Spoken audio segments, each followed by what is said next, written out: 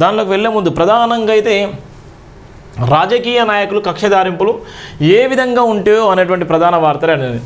కక్షదారులు కాపలదారులకు సపోర్ట్గా ఉంటాయి. ఇలా కక్షదారులు ఎవరైతే ఉన్నారో, కక్ష సాధించేటువంటి వ్యక్తులు ఎవరైతే ఉన్నారో వాళ్లకు కాపలదారులుగా ఉండే అటువంటి నాయకులు ఎవరంటే రాజకీయ నాయకులు. నేను ఎందుకు నాయకులు అంటే పిఠాపురంలో దళిత కుటుంబాలను బహిష్కరణ చేసిల్లు.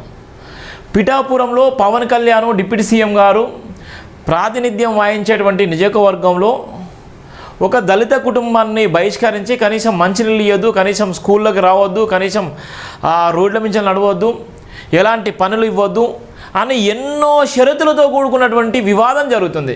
సనాతన ధర్మం ఎంత భయంకరంగా ఉందండి.